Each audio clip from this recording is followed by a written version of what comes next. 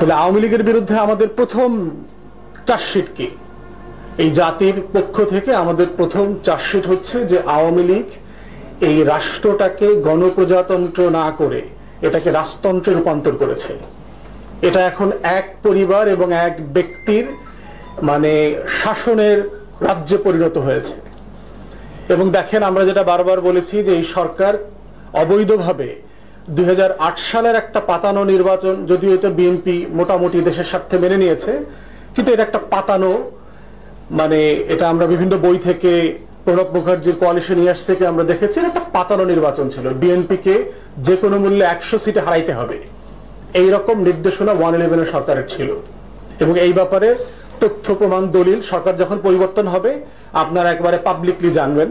আমরা দুদু ভাইকে বলছি, আপনারা যদি সরকার গঠন করেন তখন এটা একটা পাবলিক কমিশন করবেন, কর্মকর্তারা এসে, সেনাবাহিনীর এবং আমলারা এসে সেখানে এভিডেন্স দেবে যে কিভাবে বিএনপিকে 100 সিটে হারানো হয়েছে।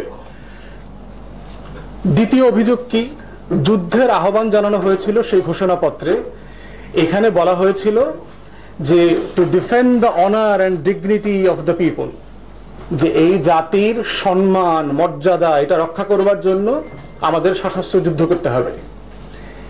এখন দ্বিতীয় চার্জশিট হচ্ছে আওয়ামী লীগের বিরুদ্ধে যে আওয়ামী লীগ গত 15-16 বছরে এই জাতির সম্মান মর্যাদা যা যা রক্ষা করবার জন্য যুদ্ধ হয়েছিল তার প্রত্যেকটা ভুলুণ্ঠিত করেছে। সম্মান মর্যাদার জায়গাগুলো কিসের ভিত্তিতে আমরা নির্ণয় করব যে আমাদের মর্যাদা, আমাদের সম্মান কিভাবে নষ্ট হয়েছে?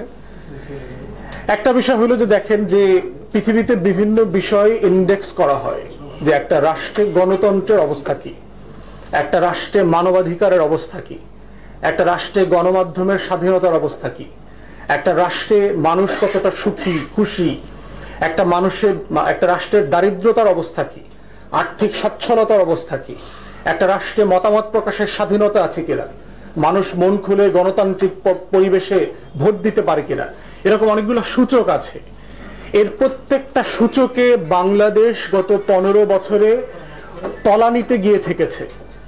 ইভেন এমনও হয়েছে, আপনারা যারা 2 সপ্তাহ আগে দেখেছেন জাতিসংঘের যে ওয়ার্ল্ড হ্যাপিনেস রিপোর্ট বের হয়েছে, সেখানে গত বছরে আমরা 118তে ছিলাম 143টা দেশের মধ্যে, এবছর আমরা 129তম রাষ্ট্রে পরিণত হয়েছি।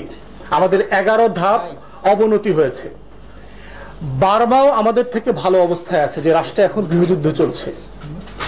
তাহলে যে রাষ্ট্রের মানুষ 2 বেলা পেট পুড়ে খেতে পারছে না, আওয়ামী লীগ যখন দেশে ক্ষমতা এসছে তখন এখানে দারিদ্র্যের সীমার নিচে বাস করে এমন মানুষের সংখ্যা ছিল 27-27%। এখন সেটা ন্যূনতম 77 থেকে 78% পরিণত হয়েছে, ন্যূনতম। বিবিএস এর সার্ভে যদি কেউ ভালোভাবে স্টাডি করে, সরকারের মিথ্যাচারের যে সার্ভে পরিসংখ্যান ব্যুরো, এটা যদি কেউ দেখে, 4.5 কোটি পরিবার ঋণ করে বাজার করছে। এটার মানে হচ্ছে দেশের ন্যূনতম 11 থেকে 12 কোটি মানুষের দুবেলা পেট পুড়ে খাবার মতো বাস্তবতা বাংলাদেশে নাই।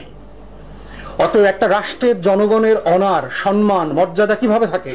সে যদি খেতে না পায়, তার যদি কাপড় না থাকে, তাকে যদি একটা খাবারের জন্য 1500 টাকার 2000 টাকার টিসিবির একটা প্যাকেজের জন্য 4 ঘন্টা 5 ঘন্টা 6 ঘন্টা জুলাইয়ের অগাস্টের রোদে দাঁড়ায় থাকতে হয়, বৃষ্টির ভিতরে আষাঢ় শ্রাবণের বৃষ্টিতে ভিজে দাঁড়ায় থাকতে হয়, ভিক্ষা করতে হয় রাষ্ট্রের 3য় 4র্থ শ্রেণীর কর্মচারীর কাছে, ট্রাক ড্রাইভারের কাছে 1 কেজি চাল দিয়ে দেন, 2 কেজি ডাল দিয়ে যান, গোশত ডিম কেনার জন্য লাইন ধরতে হয়।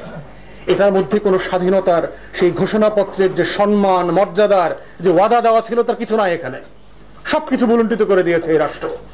এই রাষ্ট্রের প্রত্যেকটা খাত, ইনস্টিটিউশন ধসে পড়ে গেছে। এই রাষ্ট্রের কোনো প্রতিষ্ঠানে গেলে আপনি সার্ভিস পাবেন না।